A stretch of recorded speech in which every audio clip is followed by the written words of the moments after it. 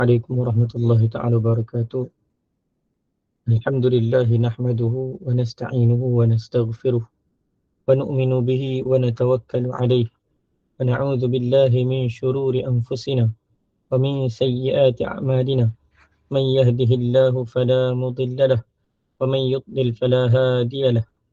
أشهد أن لا إله إلا الله وحده لا شريك له وأشهد أن محمدا عبده ورسوله.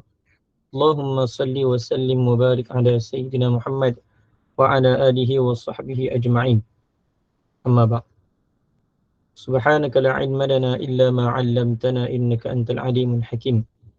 نوينا التعلم والتعليم والتذكر والتذكير والنفع والانتفاع والإفادة والاستفادة والحث على التمسك بكتاب الله العزيز وسنة رسوله والدعاء إلى الهدى والدلالة على الخير ابتغاء وجه الله ورضائه وقربه وثوابه سبحانه.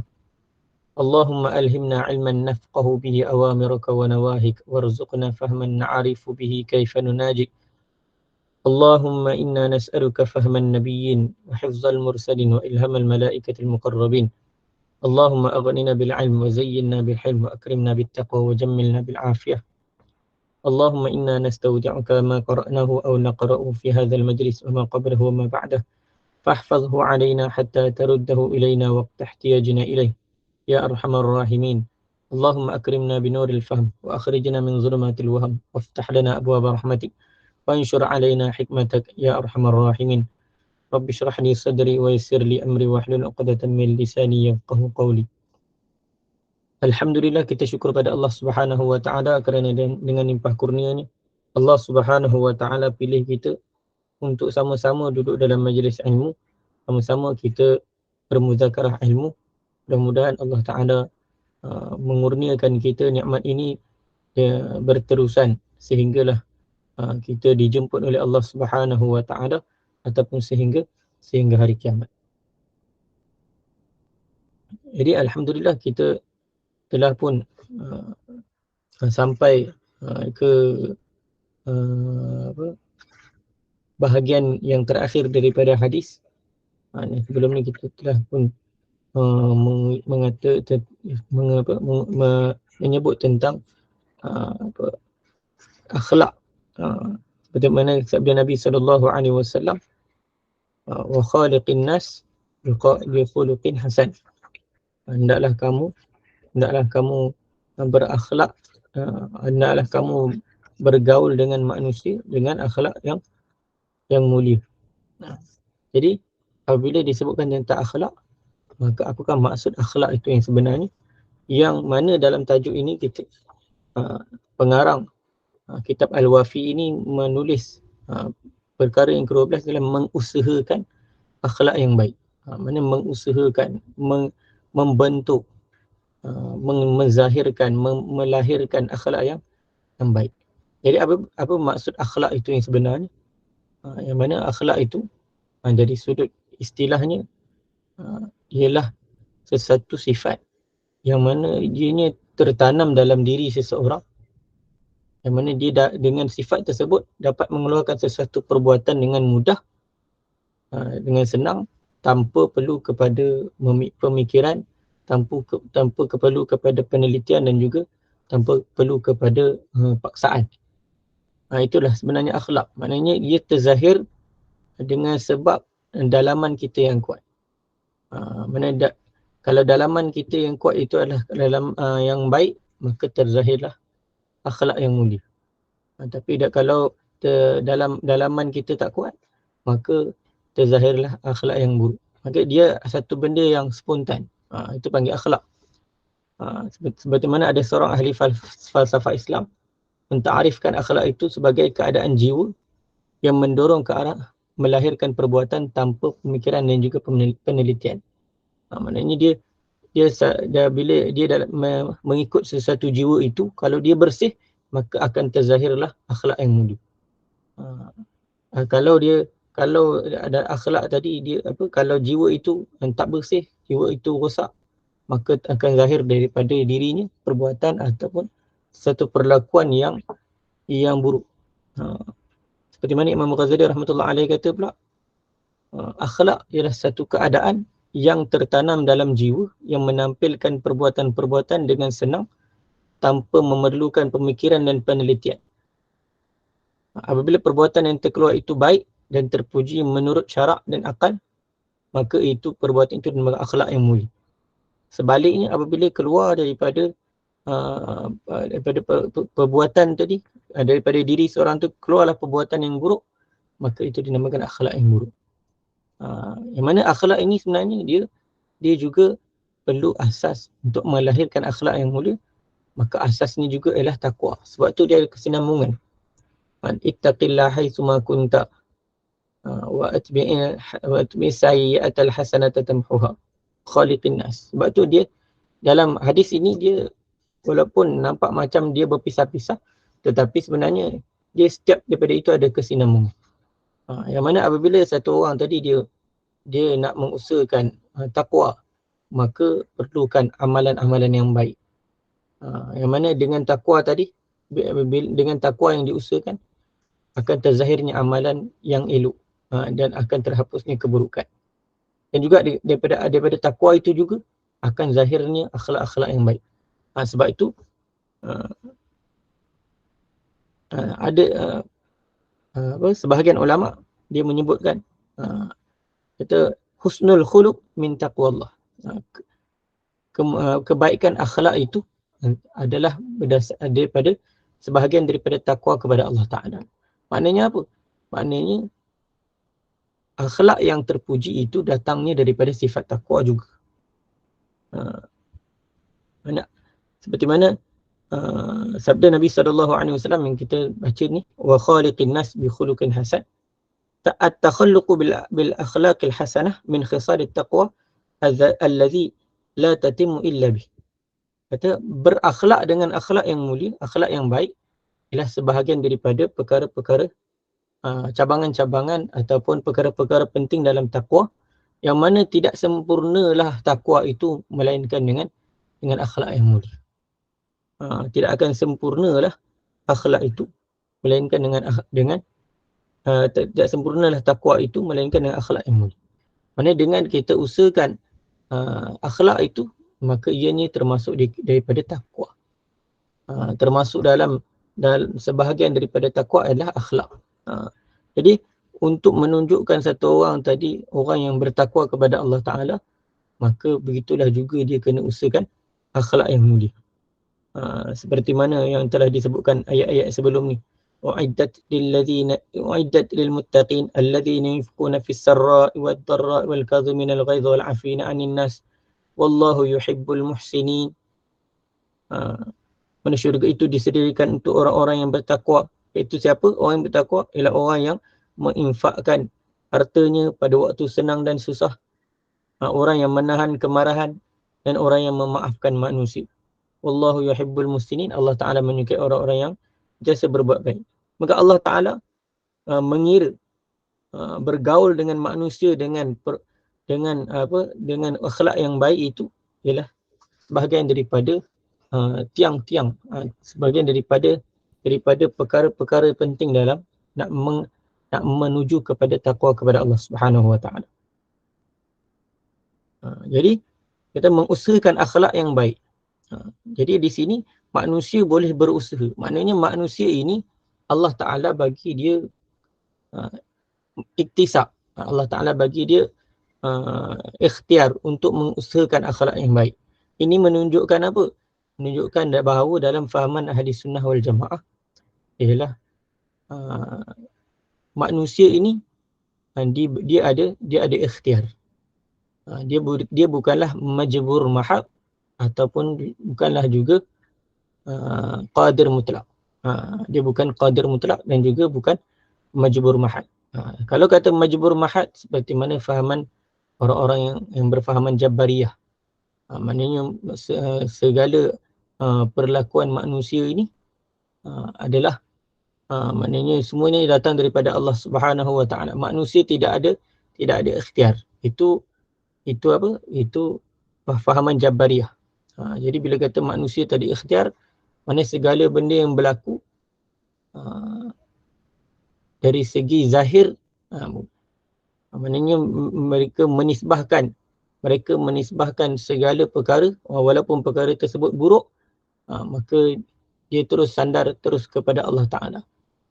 Memang betul semuanya datang daripada Allah, tapi kita tak boleh. Maknanya, tapi masih lagi dalam ahli sunnah wal jamaah, masih lagi manusia itu ada ikhtiar untuk memilih kebaikan ataupun keburukan. Nak buat baik ataupun nak buat buruk.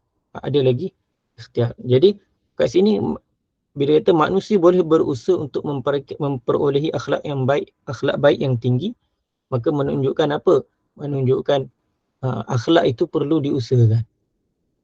Akhlak itu perlu diusahakan. Maknanya nak usaha atas akhlak yang mulia, kena usaha atas taqwa. Maknanya dari sudut halal haram, dari sudut amalan-amalan yang lain, maka barulah akan terhasil ni, akan dapat mengusahakan taqwa. Barulah akan ada taufik untuk menghasilkan taqwa, menghasilkan akhlak.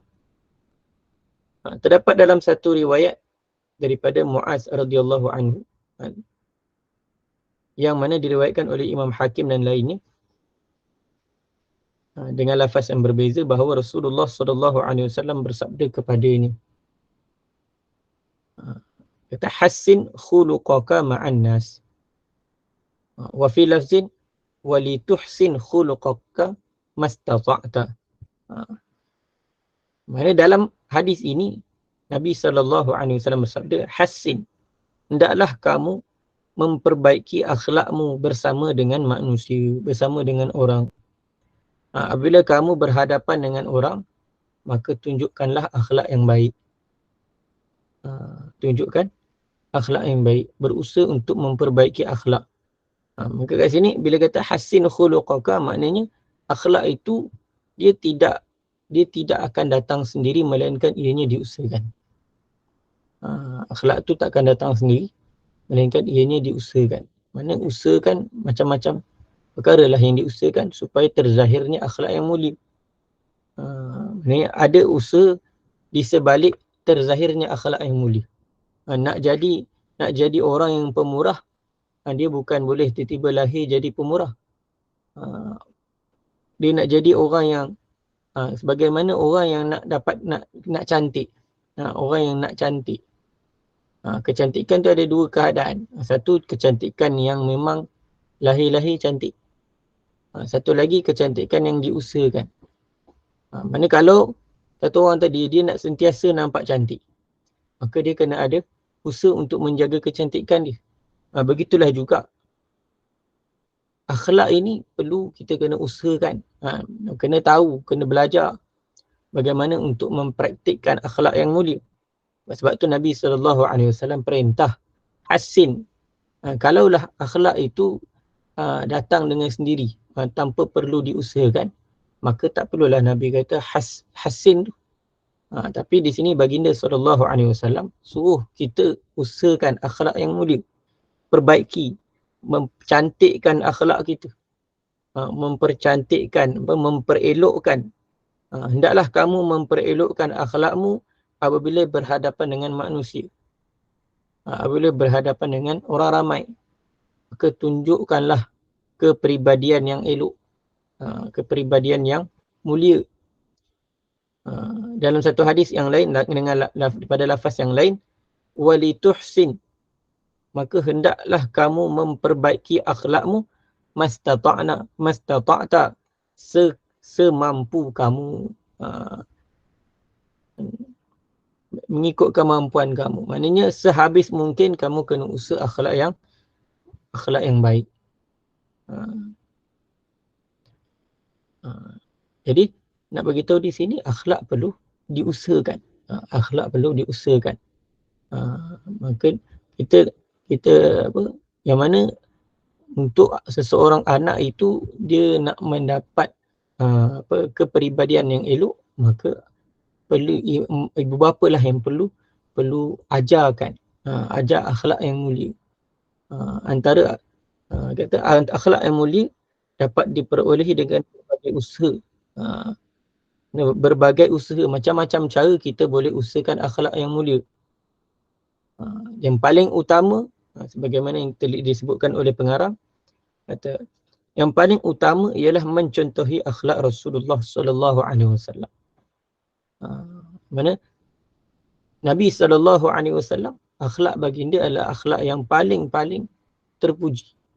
Paling tinggi nilai akhlak baginda sallallahu alaihi wasallam. Bagindalah diutuskan oleh Allah Subhanahu wa taala untuk menunjukkan akhlak yang mulia kepada manusia. Sebab tu antara juga akhlak, kita nak usaha atas akhlak, maka kita kena ikutlah apa saranan Nabi sallallahu alaihi wasallam. Apa yang Nabi perintah kita untuk kita buat. Maka itulah sebenarnya menzahirkan akhlak yang mulia di sisi Allah Subhanahu wa taala. Nabi sallallahu alaihi wasallam, sebagaimana ayat hadis yang sebelum ni kita pernah baca, innama bu'istu liutammima makarimal akhlak. Hanya saja aku diutuskan untuk menyempurnakan akhlak yang mulia. Oleh kerana itu, bagindalah orang yang paling patut kita rujuk tentang akhlak. Allah Subhanahu wa taala berfirman, laqad kana lakum fi rasulillahi uswatun hasanah. Demi sesungguhnya adalah bagi kamu pada diri Rasulullah sallallahu alaihi wasallam itu contoh ikutan yang baik.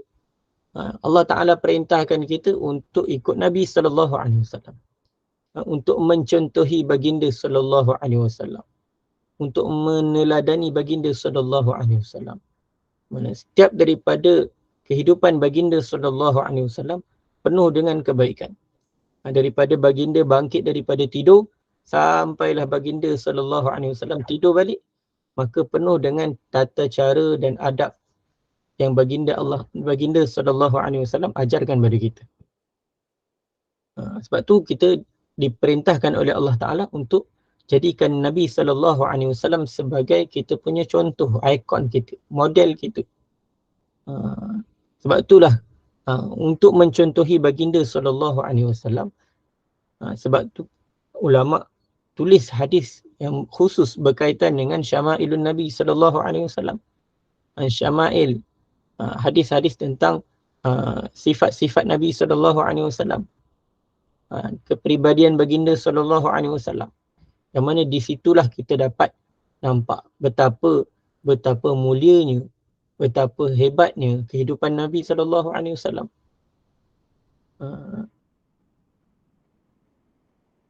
Rasanya sudah cukup bagi kita dengan mencontohi akhlak Rasulullah sallallahu alaihi wasallam. Mana kalau kata nak mencontohi baginda, nak dapat akhlak yang mulia, cukup dengan kita mencontohi baginda sallallahu alaihi wasallam. Sebab apa? Kerana baginda adalah orang yang paling tinggi, akhlak di antara seluruh manusia. Nabi sallallahu alaihi wasallam adalah orang yang paling mulia di sisi Allah Taala dan paling mulia akhlaknya. Yang mana Allah Subhanahu wa taala juga telah berfirman, nak menunjukkan betapa mulianya akhlak baginda sallallahu alaihi wasallam, betapa agungnya akhlak baginda sallallahu alaihi wasallam. Allah Taala sebut dalam Al-Quran, innaka la'ala khuluqin azim. Innaka la'ala khuluqin azim. Sesungguhnya engkau, wahai Muhammad, ala khuluqin azim, di atas akhlak yang agung. Maksudnya memiliki akhlak yang agung, akhlak yang hebat, yang mulia. Jadi Allah Subhanahu wa taala telah iktiraf akan ketinggian akhlak baginda sallallahu alaihi wasallam. Jadi kalau kita ikut Nabi 100%, itu dah cukup. Apa yang Nabi buat, apa yang Nabi cakapkan, cara Nabi berkata-kata, cara Nabi melaksanakan perintah-perintah Allah Ta'ala, bagaimana Nabi SAW mengajarkan adab kepada kita, maka itu sudah cukup untuk kita meniru Nabi SAW. Karena kalau kita jadikan Nabi dan apa sahaja, dan kita ikut apa sahaja yang diucapkan oleh baginda sallallahu alaihi wasallam, kita ikut segala perbuatan baginda sallallahu alaihi wasallam, semuanya itu sudah cukup untuk kita menjadi satu orang yang berakhlak. Yang mana antara jalan untuk memperolehi akhlak yang terpuji juga ialah oleh kerana satunya kita tengok apa firman Allah Ta'ala tentang Nabi. Apa yang Nabi perintah pada kita untuk kita buat, kita amalkan dalam kehidupan seharian kita. Maka itu yang utama. Yang kedua, bagaimana nak dapatkan untuk mempraktikkan akhlak yang mulia, maka kita kena duduk dalam kelompok orang yang baik-baik. Kena duduk dalam kelompok orang yang baik-baik. Jangan kita duduk dalam kelompok orang yang memaksiati Allah Ta'ala. Orang yang cakap dia pun tidak mengingatkan kita kepada Allah. Orang yang perbuatan dia pun menyebabkan kita lupa kepada Allah Ta'ala. Maka kalau kita nak usaha atas akhlak yang mulia, maka kita kena duduk dalam kelompok orang yang dekat dengan Allah Ta'ala. Antara jalan untuk memperolehi akhlak yang terpuji ialah bersahabat dengan orang-orang yang bertakwa. Mana kita kena usaha tengok orang-orang yang baik-baik ni, apa amalan dia, maka itu yang kita ikut. Apa sahaja perbuatan-perbuatan dia yang elok, itu yang kita ikut. Mana sebab tu kita kena duduk dalam kelompok yang elok. Kita duduk dalam kelompok ahli masjid yang sentiasa menghidupkan masjid, yang sentiasa mengajak kita kepada majlis-majlis ilmu. Duduk dengan orang yang mengingatkan kita kepada Allah. Mana kita kena duduk dengan orang yang mana kita tengok dia menyebabkan kita ingat pada Allah, menyebabkan kita ingat pada Nabi sallallahu alaihi wasallam. Duduklah dengan orang tersebut. Nescaya kita akan kita akan dapat akhlak sebagaimana akhlak yang diperintahkan oleh baginda sallallahu alaihi wasallam. Tapi kalau kita duduk dengan kelompok orang yang tak elok, maka bagaimana kita nak usahakan akhlak yang mulia? Kita duduk dalam kelompok orang yang hari-hari buat maksiat. Bagaimana kita nak dapat akhlak yang mulia? Kita takkan dapat belajar akhlak yang mulia, takkan dapat usahakan akhlak yang mulia. Tapi kalau kita pergi kepada kelompok-kelompok orang yang tak baik ini atas niat untuk kita bawa mereka kepada kelompok yang baik, maka itu diperintahkan juga. Tapi kalau untuk diri kita nak belajar, kita nak bawa akhlak yang mulia, maka kita kena duduk dalam majlis-majlis ilmu. Kita kena duduk dalam majlis-majlis zikir. Kita kena duduk dalam majlis orang yang mengajak kita kepada Allah Subhanahu wa Ta'ala. Golongan ulama, maka kita kena bersama dengan golongan ahli ilmu. Orang yang bila dia cakap je, percakapan dia tu mengingatkan kita kepada Allah. Percakapan dia itu menyebabkan kita nak buat baik. Dan orang yang memiliki akhlak yang mulia, maka kita tengoklah kawan-kawan kita yang mana yang elok, maka kita dekat-dekat dengan dia. Kalau yang kurang baik, maka kita kawan biasa-biasa. Kita kawan biasa-biasa, dan kita kalau boleh kita ajaklah dia buat baik sama-sama. Barulah kita akan dapat akhlak yang mulia. Dan menjauhi orang-orang yang jahat. Apatah lagi kalau orang jahat, lagi kita kena jauhkan diri. Orang yang kita tahu dia kalau kita duduk dengan dia je, akan ada cerita buruk je. Duduk dengan dia akan nampak perbuatan buruk. Akan menyebabkan terdorong untuk melakukan keburukan. Duduk dengan dia menyebabkan akan berlakulah majlis memaki-memaki, umpat-mengumpat. Maka yang tu kita kena jauhkan. Sebab apa? Bila duduk dalam majlis tu akan menyebabkan kita bertambah buruk. Jadi kalau dalam majlis yang menyebabkan kita boleh meningkatkan keimanan kita pada Allah, majlis yang boleh menyebabkan kita berubah daripada buruk kepada elok, maka itulah yang kita kena duduk. Sebagaimana Allah Subhanahu wa taala berfirman, wasbir nafsaka ma'al ladzina yad'una rabbahum bil ghadati wal 'ashyi yuriduna wajhah wa la ta'du 'aynaka 'anhum turidu zinatal hayatid dunya wa la tuti' man aghfalna qalbahu an dzikrina wattaba'a hawahu wa kana amruhu furuta. Dalam surah Al-Kahfi, Allah Subhanahu wa taala berfirman, wasbir nafsaka. Wasbir nafsaka. Asalnya ialah maknanya hendaklah kamu tahan, bersabar. Hendaklah kamu tahan dirimu, bersabar. Iaitu dengan apa? Wasbir nafsaka. Jadikanlah dirimu sentiasa berdamping rapat ma'al ladzina yad'una rabbahum. Dan sentiasa berdamping rapat dengan orang-orang yang beribadat kepada Tuhan mereka. Bil ghadati wal 'ashyi. Pada waktu pagi dan petang. Maksudnya orang masuk pagi dan petang ialah berterusan. Maksudnya bukan dia ibadat waktu pagi saja, waktu lain tak buat. Waktu petang saja, waktu malam tak buat. Tak. Yang dimaksudkan bil ghadati wal 'ashyi, maksud dia sentiasa berterusan. Orang yang sentiasa, hendaklah kamu sentiasa duduk rapat, berdamping rapat dengan orang-orang yang sentiasa berdoa, sentiasa beribadat kepada Tuhan mereka. Mana hati mereka sentiasa hampir dengan Allah Subhanahu wa taala.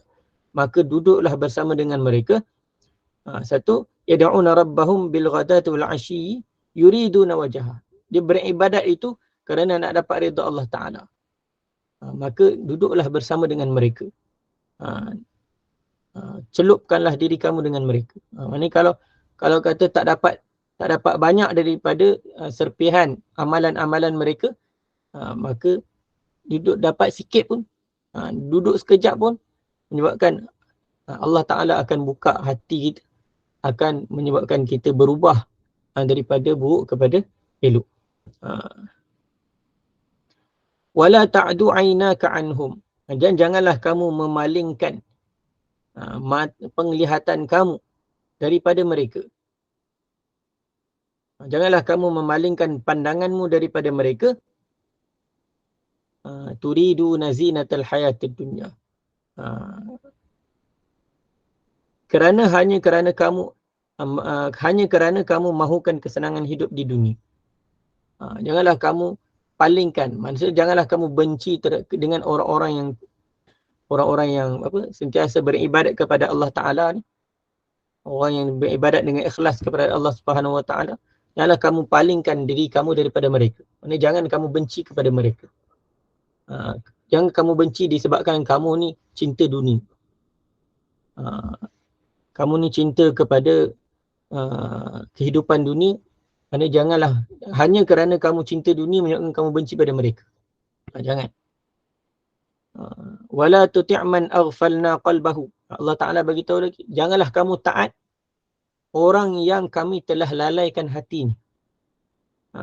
Orang yang kami ketahui hatinya telah lalai daripada mengingati dan mematuhi pengajaran kami di dalam Al-Quran. Orang yang kami telah jadikan mereka lalai hatinya daripada mengingati Allah Subhanahu wa taala. Daripada merujuk Al-Quran, merujuk hadis Nabi sallallahu alaihi wasallam. Orang yang lalai hatinya jangan kamu ikut. Jangan kamu taat pun dengan mereka. Sebab apa? Kalau kamu ikut kata-kata mereka, kamu juga akan jadi orang yang lalai. Wattaba'a hawahu. Janganlah kamu mentaati orang yang mengikuti hawa nafsu. Jangan ikut dengan orang yang suka ikut nafsu. Wa kana amruhu furuta.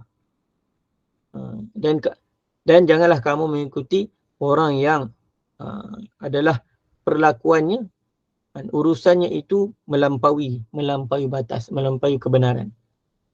Orang yang buat berlebih-lebihan, itu juga jangan kamu buat. Orang yang ghulu, orang yang kata terlampau. Maksudnya kalau kita nak ikutlah kepada orang yang baik, dan juga jangan taat kepada orang yang lalai hatinya daripada mengingati Allah Subhanahu wa taala. Jangan kamu taat kepada orang yang ikut nafsu, dan jangan juga kamu taat kepada orang yang gulu, orang yang berlebih-lebihan dalam melakukan satu perkara. Jadi ini salah satu daripada cara untuk menghasilkan akhlak yang mulia. Pertama, rujuk hadis Nabi sallallahu alaihi wasallam, ikut apa yang Nabi sallallahu alaihi wasallam buat, apa yang baginda perintahkan untuk dari sudut akhlaknya, maka kita ikut. Dan satu lagi, untuk melatih akhlak tersebut, maka kita duduk dalam kelompok orang yang elok, orang yang baik-baik. Okay. Dan Nabi SAW perintahkan kita untuk bergaul dengan manusia dengan akhlak yang mulia. Apa dia akhlak yang mulia? Apakah bentuk akhlak yang mulia? Di antara akhlak yang mulia ialah menghubungkan silaturahim. Di antara akhlak yang mulia yang diperintahkan oleh baginda sallallahu alaihi wasallam adalah dengan kita menghubungkan silaturahim. Ini kita sentiasa memperelokkan hubungan kita dengan sesama Islam. Memperelokkan hubungan kita sesama orang Islam, sesama saudara Islam gitu. Jangan kita putuskan hubungan persaudaraan Islam gitu. Di mana Nabi SAW bersabda, di mana hadis ni juga akan disebutkan selepas ni. Ada satu lagi riwayat, silman qata'a, hendaklah kamu sambungkan silaturahim terhadap orang yang memutuskannya. Silman qata'a wa'fu amman zalamaka, dan hendaklah kamu memaafkan orang yang telah buat zalim terhadap kamu. Itu juga adalah sebahagian daripada akhlak yang mulia. Wa ahsin ila man asa'a ilaik, dan buat baik kepada orang yang buat buruk pada kamu. Ini adalah tahap akhlak yang tinggi, sebagaimana akhlak Nabi sallallahu alaihi wasallam. Nabi sallallahu alaihi wasallam sentiasa perintahkan untuk supaya menghubungkan silaturahim. Dan Nabi sallallahu alaihi wasallam mengingatkan kita yang mana kita ni sentiasa menjadi orang yang sentiasa memaafkan, orang yang pemaaf. Menghubungkan silaturahim dan juga memaaf dan berlapang dada. Berlapang dada. Jadi orang yang pemaaf dan berlapang dada. Orang zalim pada dia pun, dia masih lagi boleh maafkan. Orang yang buat zalim pada dia boleh maafkan lagi. Maka ni orang yang akhlak dia begitu tinggi, akhlak dia begitu mulia.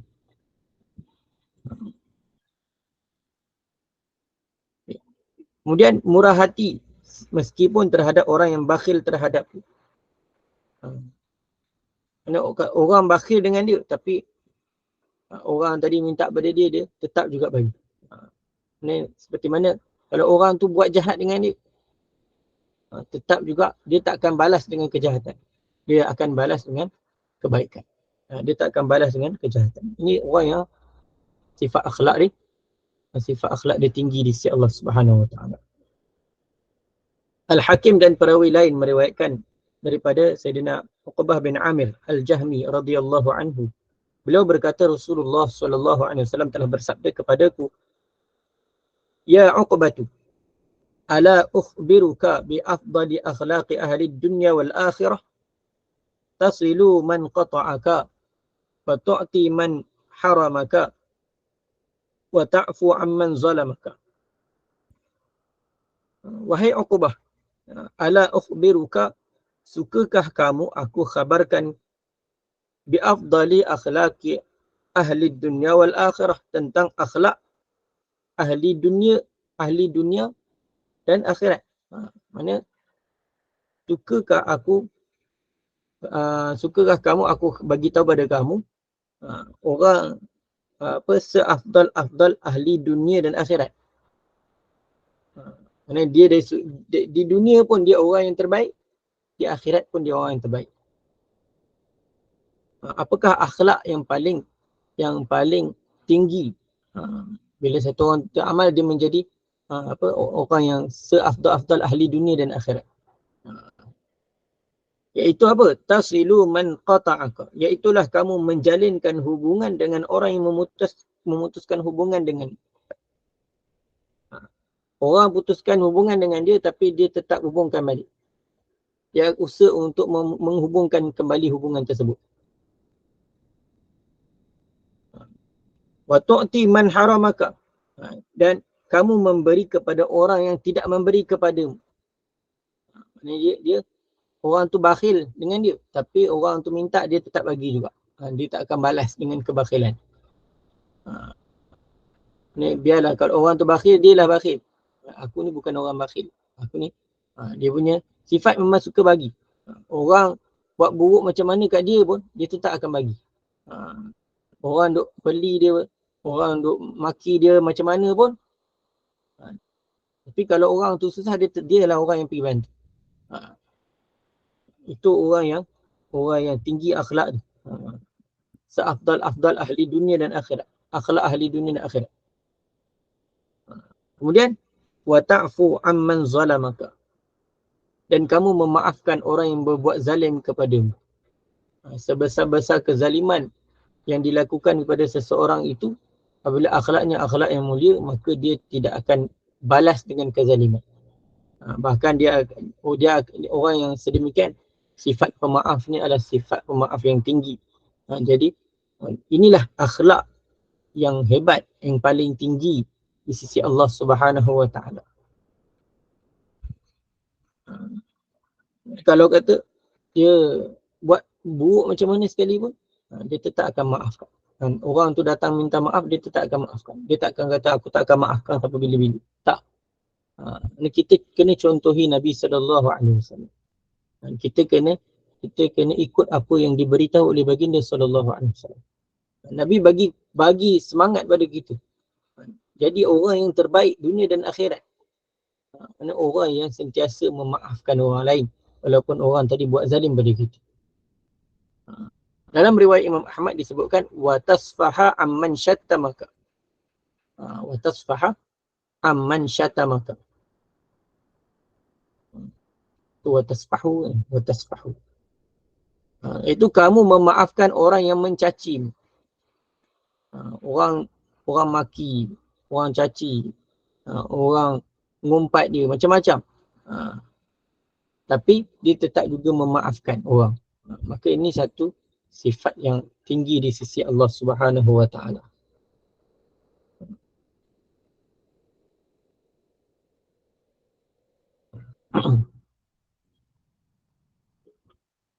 Okay. Itu sebahagian daripada akhlak yang mulia yang disebutkan oleh Nabi SAW. Termasuk dalam berakhlak mulia juga ialah bermanis muka. Maka sentiasalah kita bermanis muka dengan orang. Jangan kita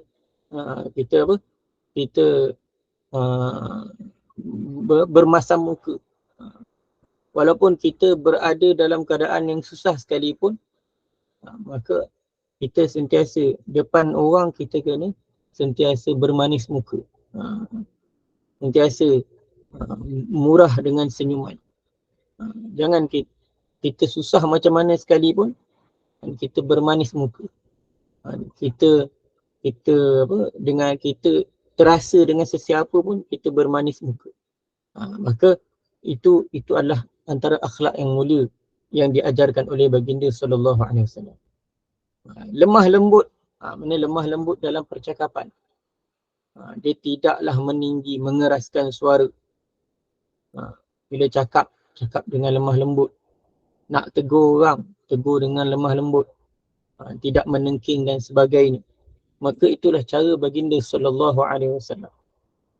Baginda SAW, walaupun dalam keadaan marah sekalipun, baginda akan tegur dengan cara yang paling baik. Cara yang tidak melukakan hati. Cara yang tidak melukakan hati. Ini dengan baginda SAW, satu kisah.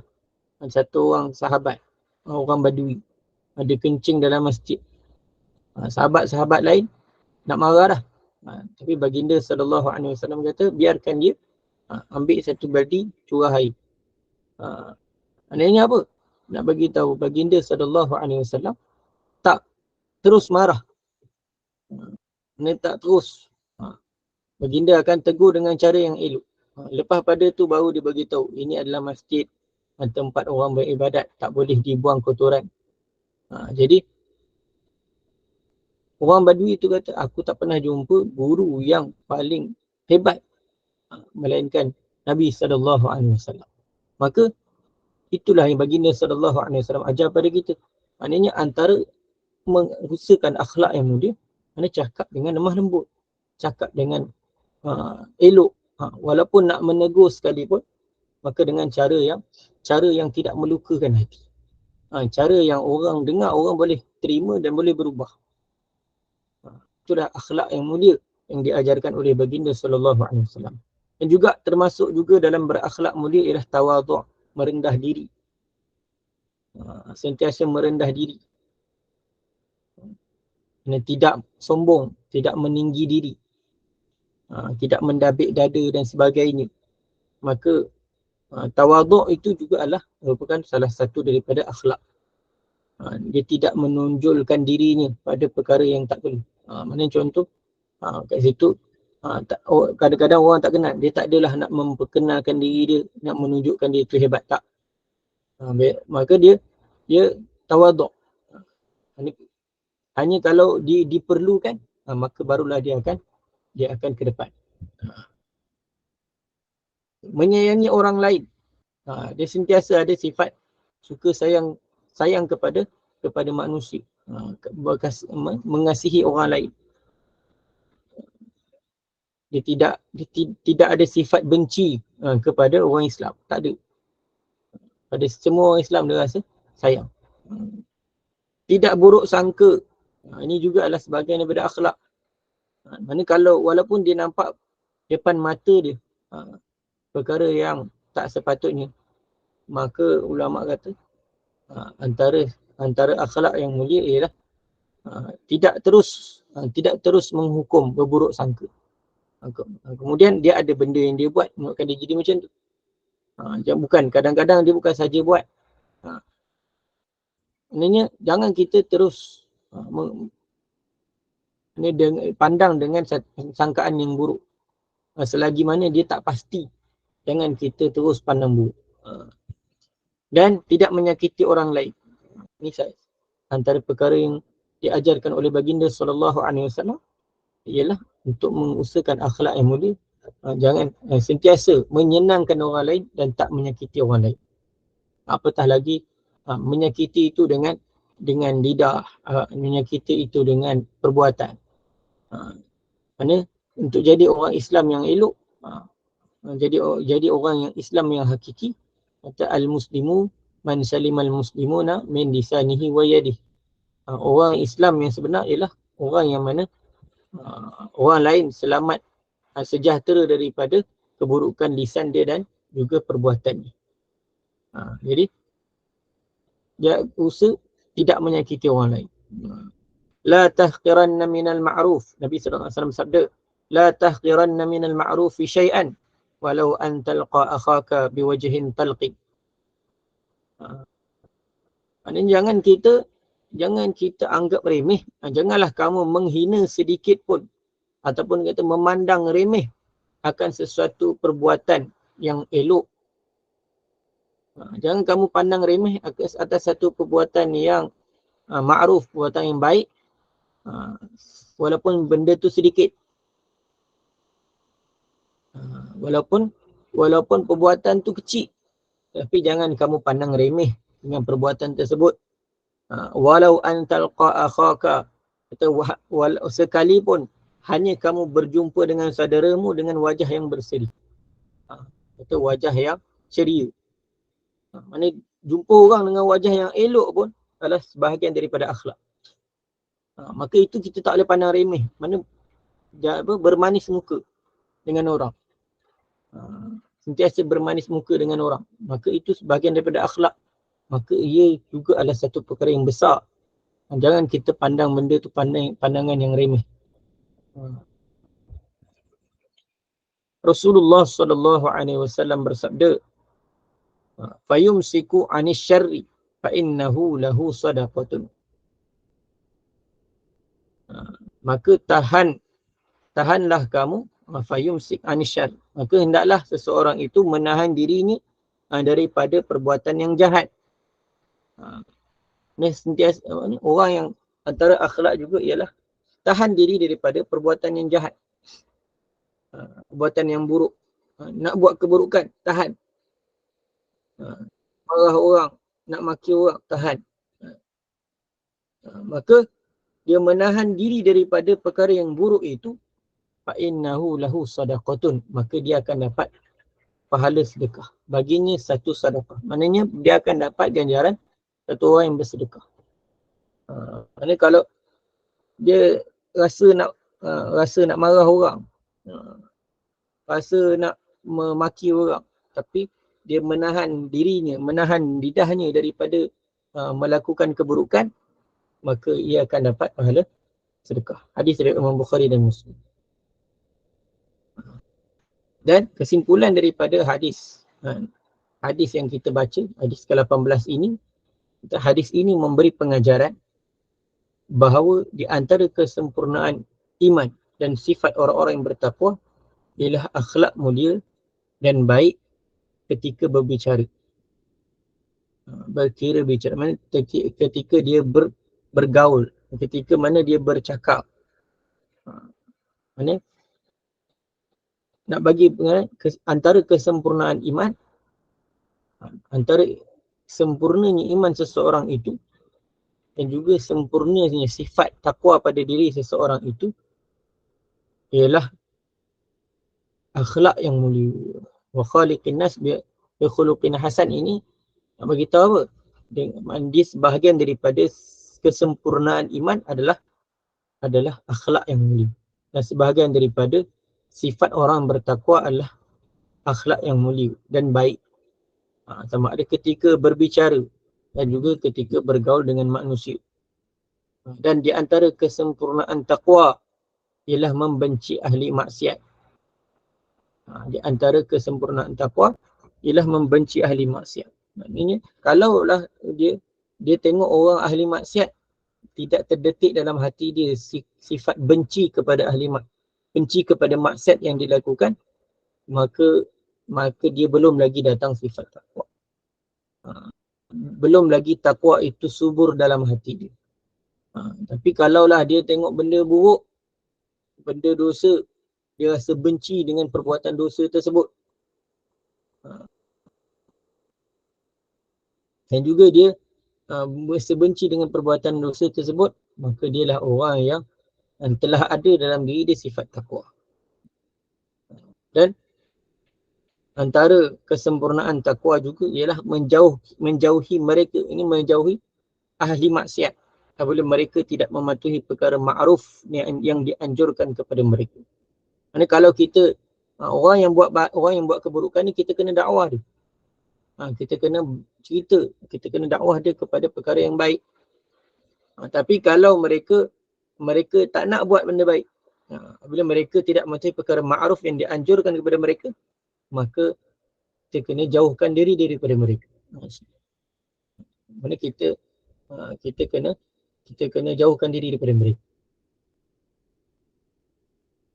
Tapi tetap mana kita tak boleh duduk, janganlah kita jadi orang yang makan, minum, duduk bersama dengan mereka. Sebagaimana ada satu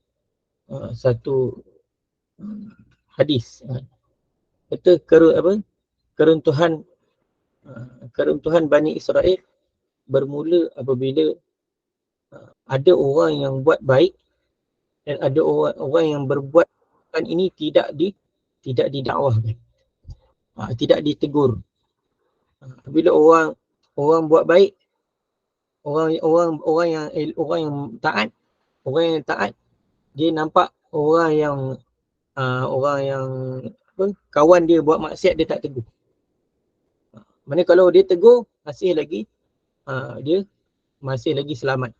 Tetapi kalaulah dia tak tegur, walaupun dia orang yang taat, tetapi dia tidak menegur orang yang tidak taat. Dia tidak pergi dakwahkan orang yang melakukan keburukan tadi, maka bila mana dakwah itu terhenti, maka bila Allah Ta'ala nak datangkan azab, Allah Ta'ala akan datangkan azab semua sekali. Oleh kerana itu, kita walaupun kita diperintahkan untuk menjauhi orang yang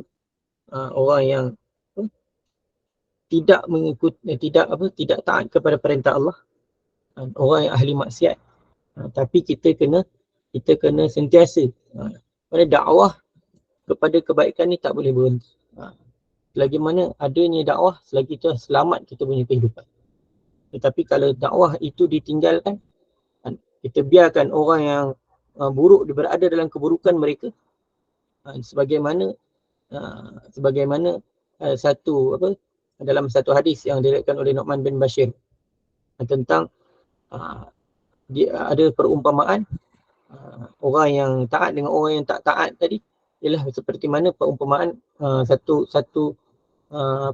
kelompok manusia berada dalam sebuah kapal.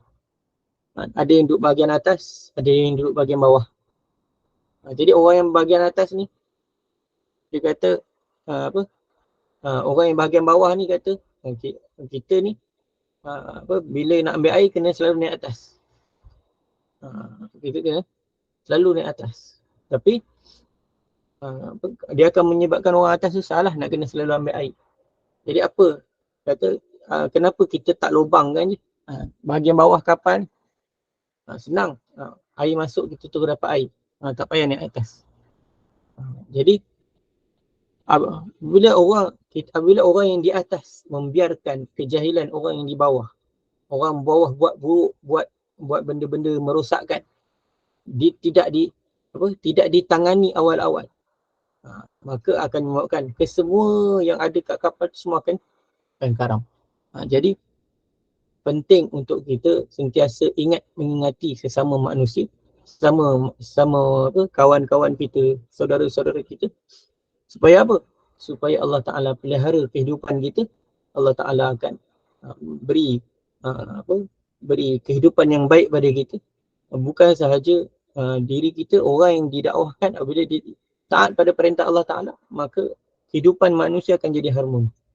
Tapi kalau orang yang di bawah, orang yang tak taat tadi, dibiarkan dengan kemungkaran yang mereka buat, dibiarkan dengan kerosakan yang mereka buat, maka apabila datang azab tu juga akan kena pada orang yang taat. Jadi maknanya dengan sebab kita dakwahkan manusia pada Allah, bawa manusia kepada kebaikan, menunjukkan Allah Ta'ala akan pelihara kehidupan kita. Mudah-mudahan apa yang kita bincangkan pada pagi ini dapat kita ambil pengajarannya, dapat kita usahakan dalam kehidupan kita, usahakan akhlak-akhlak yang mulia.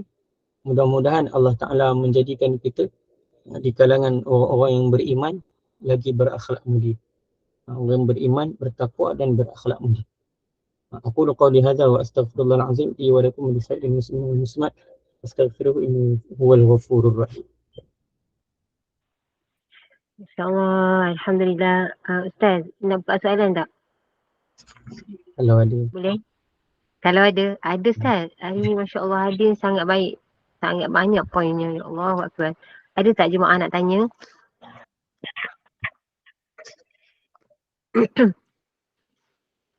Ustaz, maknanya kan Ustaz kan, kalau kita ada kawan atau orang yang terdekat dengan kita, buat sesuatu benda yang kita rasa macam salah, kita cuba untuk menegur secara baik. Sekiranya dia mahu menerima teguran tu, jadi kita bolehlah menjauhi orang macam ni. Salah tak kita menjauhi dia?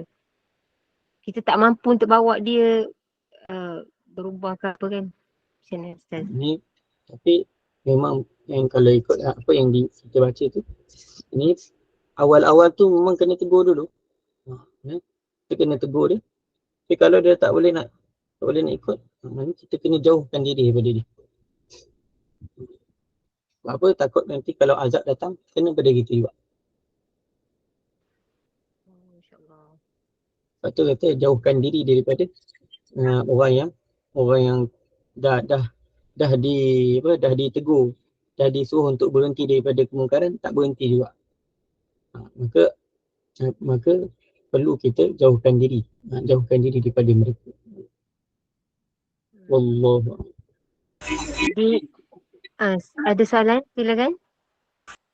Assalamualaikum Ustaz. Assalamualaikum. Tapi kadang-kadang kita tak ada kekuatan untuk nak menegur kan. Bila contohlah family kita ke adik-beradik kita bila buat silap, kita kadang-kadang tak dapat kekuatan untuk menegur sebab macam kita bimbang silaturahim akan terputus, macam itulah. Contohnya akan merajuk, ataupun bila kita fikir bila kita tegur nanti akan jadi pergaduhan. Kalau macam tu macam mana pula Ustaz? Kita ada timbul macam kita tak ada kekuatan untuk berdakwah. Dia dakwah ni dia sebenarnya kalau kata simple je. Ini kalau kita contoh, kita tahu benda tu salah, jadi kita cakaplah, kita kena buat macam ni. Jadi ataupun kita kata benda ni tak betul. Cukup sampai tu. Kalau dia boleh terima, alhamdulillah. Tapi kalau dia tak boleh terima, maka kita kalau kata kita nak menyebabkan berlakunya pertelingkahan yang lebih besar, maka itu cukuplah sampai situ je. Kita dah tegur, dah terlepas dah kita punya tanggungjawab. Tapi selagi kita tak tegur, selagi tu masih lagi, oleh kerana kita tahu kita nampak sebagai saksi yang dia buat buruk. Kalau kita tak tegur, maka kita masih lagi bertanggungjawab untuk tegur.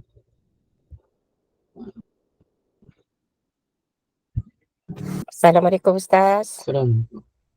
Mas Roha ada puas hati ke jawapan Ustaz? Sorry potong. Ustaz, lagi satu, bila kita dakwah ni, pada saya lah, kita yakin je, tapi kita dengan cara lemah lembut kan Ustaz kan? Yeah. Dengan sebaik mungkin, insyaAllah. Lama-lama mesti akan, mungkin lah mula-mula akan merajuk kot, mula-mula akan macam kita adik-beradik, mula-mula kita akan kecil hati. Tapi kalau kita dengan selemah lembut yang boleh, InsyaAllah kot Ustaz kan? Ya, betul. Terima kasih Ustaz. Salam. Puas hati dah mengungsi. Bukan apa. Ibu nak tanya Ustaz, bukankah kita ni tidak patut meninggalkan sahabat kita yang melakukan kesilapan? Dia melakukan kesilapan kan kita tak boleh tinggal dia. Kadang-kadang memanglah dia tak nak terima kita punya nasihat. Tapi kadang-kadangnya dia terima kita punya nasihat. Kadang-kadang jadi kita tak boleh tinggalkan dia rasanya Ustaz kan? Ya. Betul tak Ustaz? Sebab tu selagi setiap orang bila tegur tu sebenarnya tanda kita sayang. Mana kalau kita dah tak tegur tu, maknanya kita dah tak sayang. Tu je lah. Bila kita sentiasa menegur, kita menegur orang yang rapat dengan kita, menunjukkan kita ada ambil berat tentang dia. Tak nak dia ni buat benda buruk. Sebab tu bila orang tu, contoh ahli keluarga kita kena tegur. Jangan kita biarkan dia berterusan dalam keburukan. Jadi cuma cara teguran tu kenalah ada, kita kena tahu cara lah. Maknanya cara dia, kita tak boleh lah dengan cara menengking dan sebagainya. Kena sebagaimana Nabi SAW tegur dengan cara yang lemah lembut. Mungkin dengan cara tu dia boleh terima teguran kita. Kadang-kadang kali pertama dia dengar, dia macam tak ambil indah. Tapi bila 2-3 kali, maknanya dia akan ini selalu cakap benda ni. Maknanya dia tak marah, tapi dia tegur menyebabkan dia akan rasa orang ni sayang kat aku, sentiasa tegur. Betul. Maknanya cara teguran tu pun dia memainkan peranan lah. Kalau kita tegur dengan cara kita maki dia dan sebagainya, mana-mana orang pun dia takkan terima walaupun benda tu betul, apa yang dia cakap tu betul, tapi oleh kerana sakit hati dengan orang tu maki dia, itu menyebabkan orang tu tak boleh nak terima. Jadi cara kita nak menegur tu pun perlu kita kita kena tahulah juga, kita kena belajarlah juga cara nak menegur. Ustaz, ada satu lagi Ustaz. Iaitu mengenai dengan keutamaan Ustaz. Contohnya, kalau kita nak doa, kita nak doa kepada ibu bapa dan doa kepada suami yang mereka semua sudah meninggal.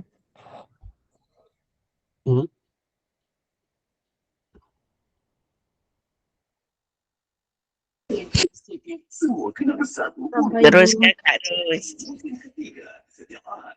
Ibu sebab tu. Ibu boleh.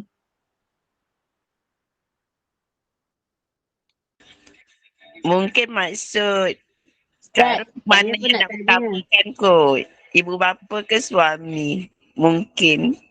Nak didulukan bacaan tu, senarai tu. Oh.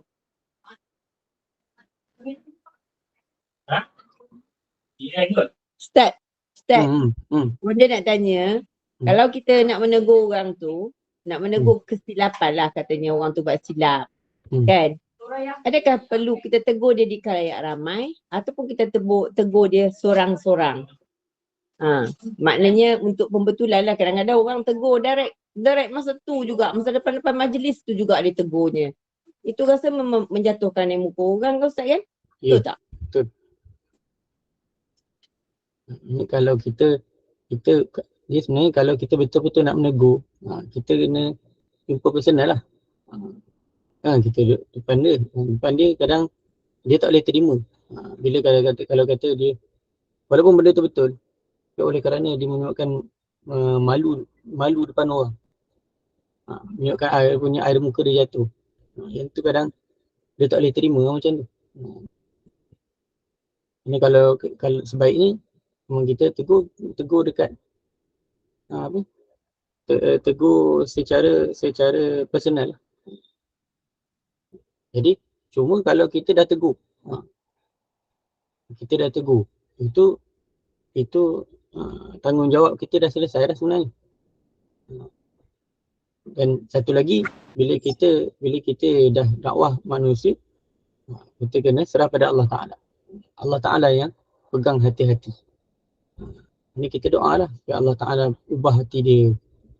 Allah Ta'ala ubah keadaan dia, jadikan dia orang yang baik.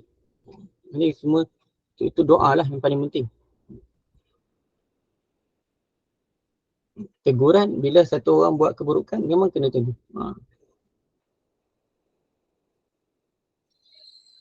Yes. Assalamualaikum Ustaz. Ustaz, saya nak tanya Ustaz. Kalau misalnya kita dah tahu orang ni, kalau kita tegur dia mesti bergaduh je. Mesti bergaduh punya. Ni melibatkan amal ibadat Ustaz. Macam dia tak belajar, tak apa kan, tapi dia tak, bila kita tegur dia dia buat tu tak betul, apa misal kata dia ambil uduk lah, misal kata dia ambil uduk pakai kaki, pakai je tak gosok, tak apa, misal kata tu kan tak takut tak apa kan. Bila kita tegur, memang dia tak boleh tegur kan tu, memang kita tak boleh tegur Ustaz. Kalau tegur dia bergaduh seolah dia macam kah kepala lah Ustaz. Perlu ke kita tegur Ustaz? Saya nak tegur kan. Kita cakap macam macam amal ibadat tu buat tu macam baca jangan macam ayam patuk jagung lah bisa kata macam tu kan. Kita nak tegur. Tapi kalau tegur memang bergaduh punya Ustaz. Kita dah cakap buat macam ni. Tapi dia tak nak terima. Memang bergaduh. Kalau kita tegur dia bergaduh Ustaz. Habis nak jaga keharmonian tu, kita nak teruskan tegur ke biarkan je Ustaz? Tu je nak tanya. Doa je lah. Doa je Ustaz Doa je. Dah dia tak boleh terima. Tak ada kalau nak belajar kita kan, sebab tu kata kalau kita beramal ibadat tanpa tak belajar, tak ada ilmu ke, tak guna kita beramal ibadat. Kita cakap macam tu kan, tapi mesti gaduh punya Ustaz. Kalau kita cakap gaduh kan, habis sebab macam mana kita nak terus ke tegur, tapi memang sakit hati kita tengok dia macam, yelah bukan tak sakit hati, penat lah kita tengok dia amal ibadat macam tu, tapi penat dia macam kita tak tahulah terima tak terima, Allah SWT lah punya kerja kan. Tapi kalau daripada segi yang kita belajar ni, kita ikut syariat apa semua, rasa macam tak betul. Tapi kalau tegur bergaduh, baik tak payah tegur sangat, macam tu je lah kan. Boleh ke Ustaz tak payah tegur je lah Ustaz Kita dah usaha sehabis mungkin. Yalah, kita ni manusia kan. Yang ubah hati manusia ni Allah Ta'ala. Jadi kita dah buat kerja kita, kerja nak bagi hidayat tu Allah Ta'ala. Jadi kita doa lah pada Allah Ta'ala, minta hidayat supaya Allah Ta'ala bagi petunjuk pada dia, untuk petunjuk pada kita dan petunjuk pada dia. Wallahu a'lam. Ustaz, saya nak tanya berkenaan dengan akhlak yang Ustaz bagi definisi tadi. Akhlak maksudnya sifat yang tertanam dalam diri seseorang. Kalau baik, keluar dia baik, buruk keluarnya buruk. Jadi macam mana ada orang yang macam ala-ala hipokrit, fake, munafik macam tu. Dia dalam dia memang tak baik tapi terkeluar tu baik. Macam mana boleh macam tu? Macam tu lah.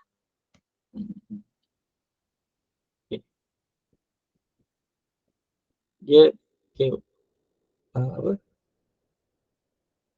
Yang tu lah. Yang tu itu apa kata? Sebab tu kata akhlak tu dia mengeluarkan sesuatu perbuatan dengan senang dan mudah tanpa pemikiran dan penelitian dan paksaan. Maksud dia apa? Maksud dia orang yang hipokrit ni, dia benda tu benda yang dia buat-buat. Benda yang bukan terzahir dengan sendiri. Benda yang terzahir bukan benda yang terzahir dengan sendiri. Dia zahirkan dengan cara dia memaksa diri dia untuk buat. Tapi kalau kata orang yang akhlak ni, dia buat dengan senang hati. Dia buat dengan senang hati. Dia tak perlu rasa susah pun nak terzahirnya perbuatan tersebut. Maknanya kalau orang munafik ni, orang yang bukan munafik lah, orang yang dalam hati dia ada sifat-sifat munafik ni. Orang yang kata hipokrit, orang yang suka menunjuk kebaikan ini. Maknanya dia bukan datang daripada hati. Dia bukan datang daripada hati. Ini benda tu dia buat semata-mata untuk orang nampak dia elok. Padahal pada diri dia tak elok. Tapi orang yang kata dia berakhlak dengan akhlak mulia, maknanya benda tu terzahir daripada hati dia. Maknanya dia bukan benda yang dibuat-buat. Bukan benda yang dibuat-buat. Ini dia terzahir tu dengan kata secara spontan.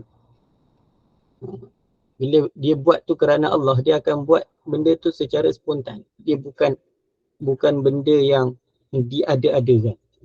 Wallahu a'lam.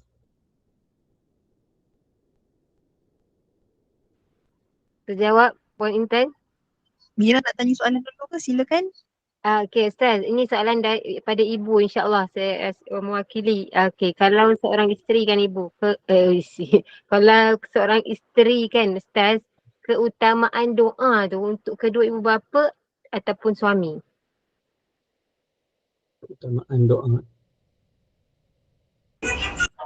Contoh macam ibu bapa dah tak ada, suami pun dah tak ada. Wallahu a'lam.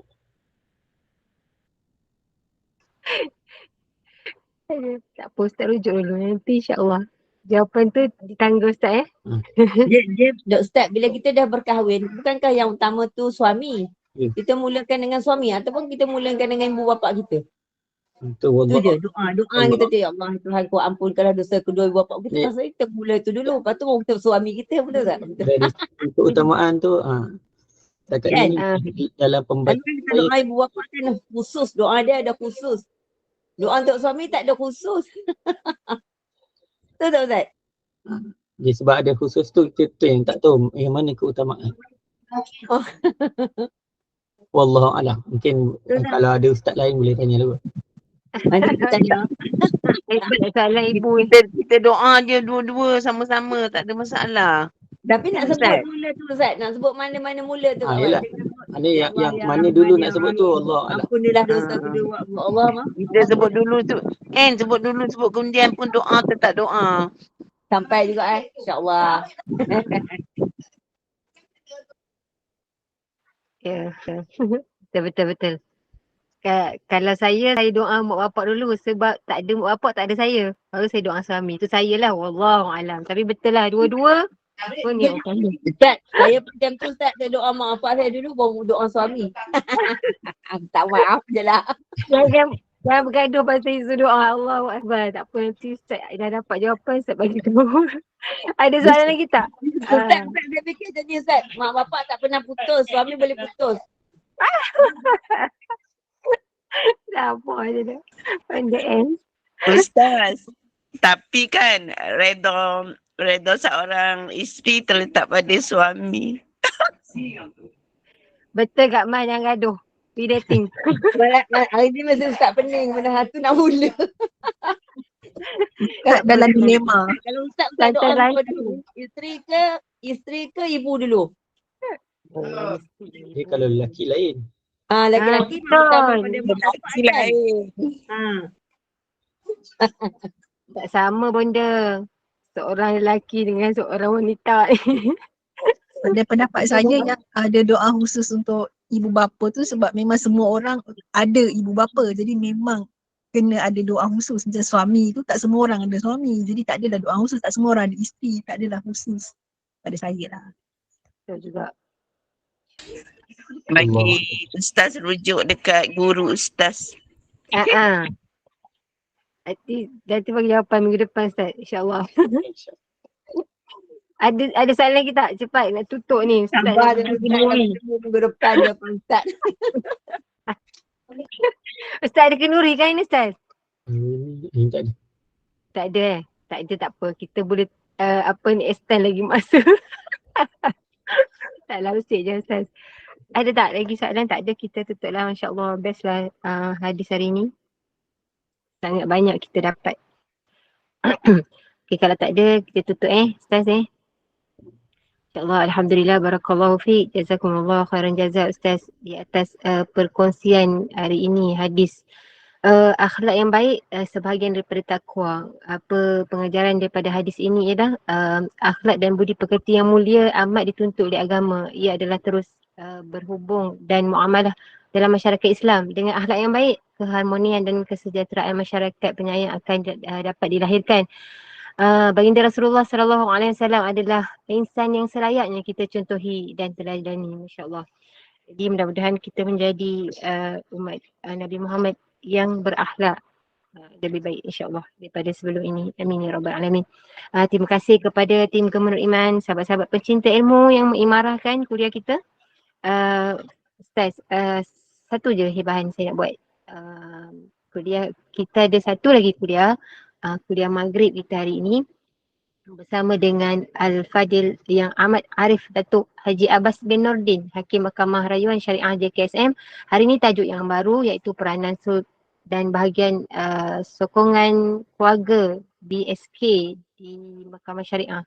InsyaAllah yang ada permasalahan yang berkenaan boleh bertanya dengan kita punya hakim pada malam ini pada pukul 8 malam insya-Allah. Jadi teruskanlah bersama-sama dengan Gemenur Iman. Jadi saya mewakili Gemenur Iman memohon maaf sekiranya ada sebarang kekurangan dan kesilapan yang baik itu datang daripada Allah, yang tidak baik dan kelemahan itu daripada kami sendiri. Kita tangguh kuliah kita. Mohon sekali lagi Al-Fadhil Ustaz untuk membacakan tasbih kafarah dan suratul An. Saya sudahi dengan wabillahi taufiq wa hidayah. Assalamualaikum warahmatullahi wabarakatuh. Subhanakallahumma bihamdika asyhadu an la ilaha illa anta astaghfiruka wa atubu ilaik. Bismillahirrahmanirrahim. Wal 'asri innal insana lafi khusr illa alladhina amanu wa 'amilus solihati wa tawasaw bil haqqi wa tawasaw bis sabr. Assalamualaikum warahmatullahi wabarakatuh. Waalaikumsalam.